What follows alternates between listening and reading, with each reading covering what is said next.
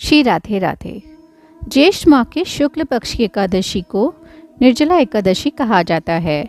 यदि कोई जातक वर्ष भर एकादशी का उपवास ना कर सके और केवल एक ही उपवास कर सकता हो तो उसे इस उपवास को करना चाहिए। इससे उसे सभी उपवास के करने का फल मिलता है और स्वर्ग की प्राप्ति होती है।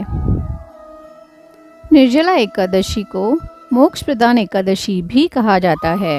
इस दिन जल के दान का बहुत महत्व है। निर्जला एकादशी की व्रत की कथा।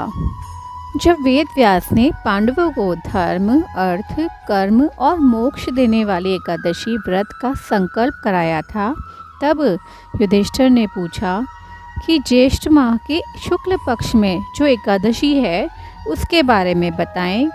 इस पर भगवान श्री कृष्ण ने कहा, राजन, इस बारे में परम धर्मात्मा व्यास जी बताएंगे।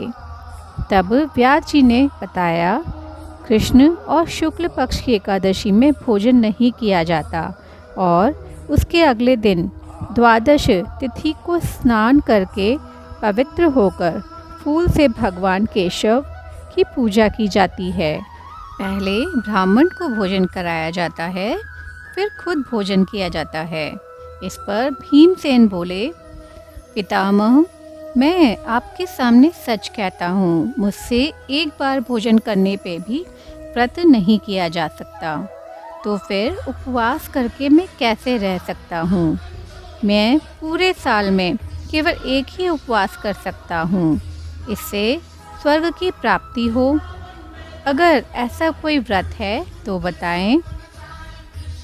इस पर व्यास जी ने कहा, ज्येष्ठ माह में सूर्य वृष राशि पर हो या मिथुन राशि पर शुक्ल पक्ष में जो एकादशी आती है उस पर निर्जला एकादशी व्रत करें। एकादशी तिथि पर सूर्योदय से लेकर दूसरे दिन के सूर्योदय तक जल नहीं पिए, तब यह व्रत पूरा होगा। इसके बाद द्वादश तिथि को स्नान करके ब्राह्मणों को विधि पूर्वक जल और सुवर्ण का दान करें। इस तरह से आप अगर केवल एक व्रत करते हैं, निर्जला एकादशी का व्रत करते हैं, तो इससे साल भर में जितने भी एकादशी तिथि होती है उसका सारा फल आपको प्राप्त होगा। जय श्री कृष्णा।